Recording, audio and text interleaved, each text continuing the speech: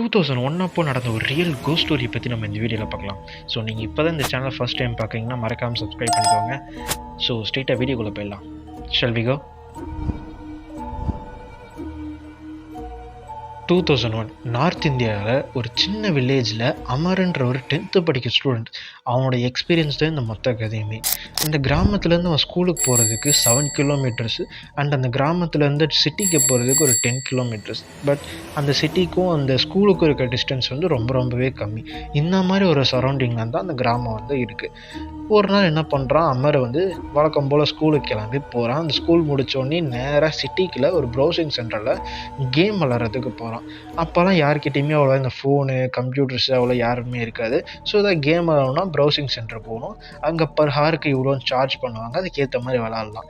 அப்போ வந்து பர் ஹாருக்கு வந்து 15 ருபீஸ் சார்ஜ் பண்ணுறாங்க அவனுக்கு. அண்ட் அங்கே விளாண்டு அவனுக்கு டைம் போகிறதே தெரியல. அண்ட் டக்குன்னு ஒரு டைம் வெளில வந்து பார்க்குறான், க்ளவுட்ஸ்லாம் மூட ஆரம்பிக்குது.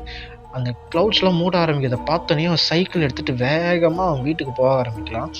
ஏன்னா அவன் இருக்கிறது ஒரு கிராமம். சிட்டியில் கூட அப்போல்லாம் அவ்வளோவா லைட் ஃபெசிலிட்டிஸ் எல்லா இடத்துலையுமே இருக்காது. ஸோ அது கிராமன்றதுனால லைட்ஸே இருக்காது. அவன் போகிறதும் அதுவும் மண் ரோடு, கண்ணே தெரியாது, எப்படி போகிறோன்னே தெரியாது. ஸோ அதனால வேகமாக போயிட்டே இருக்கான். அண்ட் அவன் பாதி தூரம் கூட போல க்ளவுட்ஸ் எல்லாம் ஃபுல்லாக கவர் ஆகி இருட்டாயிடுச்சு. அவன் கொஞ்சம் தூரம் போயிட்டுருக்க என்ன ஆகுதுன்னா, பின்னாடி வந்து ஒரு சவுண்டு கேட்க ஆரம்பிக்குது.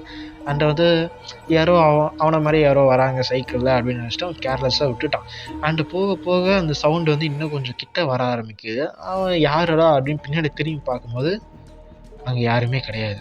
அண்ட் அப்போவே அவனுக்கு கொஞ்சம் ஒரு மாதிரி பயம் வர ஆரம்பிச்சிருச்சு. அதனால் வேகமாக சைக்கிளை ஓட்டிகிட்டே இருக்கான். அண்ட் அது எவ்வளோ ஸ்பீடில் அவன் போகிறானோ அதே ஸ்பீடில் அந்த சத்தம் வந்து இவனை ஃபாலோ பண்ணிகிட்டே வருது. இவன் ஒரு கட்டத்துக்கு மேலே ரொம்ப பயமாயிடுச்சு. அது யாரா அது அப்படின்னு பின்னாடி திரும்பி பார்க்கும்போது ஏதோ ஒரு உருவம் வந்து அவன் பின்னாடி ஓடி வர மாதிரியே தெரியுது. பட் அது யார் என்னன்னு தெரில. கருப்பாக ஒரு உருவம் இருட்டில் வருதுன்னு மட்டும் தெரியுது. அண்ட் அதை பார்த்தோன்னே பதறி அடிச்சுட்டு என்னை விட்டுருங்கன்னு கதறி ஓடிட்டுருக்கான். பட் சரௌண்டிங்கில் யாருமே இல்லை. ஏன்னா அந்த காலத்துலலாம் எப்படின்னா இருட்டாக ஆரம்பித்தாலே அவங்கவுங்க வீட்டுக்கு போயிடுவாங்க. சிட்டினா கூட ஏதோ கொஞ்சம் பிஸியாக இருக்கும். பட் கிராமத்து சைட்லலாம் எப்படின்னா க்ளவுட்ஸில் ஃபுல்லாக மூடிடுச்சுன்னா அவங்கவுங்க வீட்டில் போய் இருந்துருவாங்க, யாருமே வெளில வர மாட்டாங்க.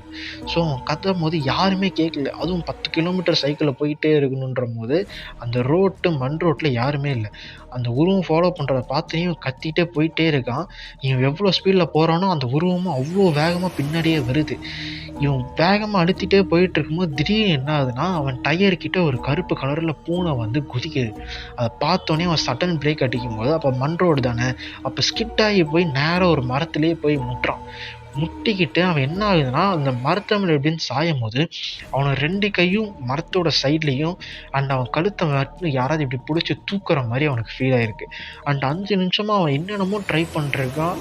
பட் அவனால் முடியவே இல்லை. அவன் என்ன டிஃபென்ஸ் பண்ணாலுமே அவனால் ரிலாக்ஸ் பண்ண முடியல. ஸோ அவனோட மொத்த எனர்ஜியுமே போய் அவன் பாடி வந்து ஃப்ரீயாக இருக்கிறான்.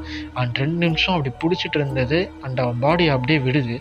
விட்டதுக்கப்புறம் என்ன பண்ணுறான், நேராக போய் சைக்கிளை தூக்கும் போது இது ரொம்ப வெயிட்டாக இருக்குது. அந்த சைக்கிளோட ரொம்ப பல மடங்கு வெயிட்டாக இருக்குது. அப்படியே தூக்க ட்ரை பண்ணுறான். ஒரு வழியை தூக்கிட்டு அது மேலே ஏறி உட்காந்து பெடலிங் பண்ணுறான். பின்னாடி யாரோ பிடிச்சி இடிக்கிற மாதிரியே இருந்துச்சு. அண்ட் அவன் அழுத்தி பார்க்குறான், பெடலிங் பண்ண முடியுது. ஆனால் சைக்கிள் நகரல. என்னன்னு பார்த்தா யாரோ பிடிச்சி தூக்கியிருக்காங்க. சைக்கிளோட டயர் மட்டும் சுற்றிட்டு இருக்கு. அவனால் போகவே முடியல.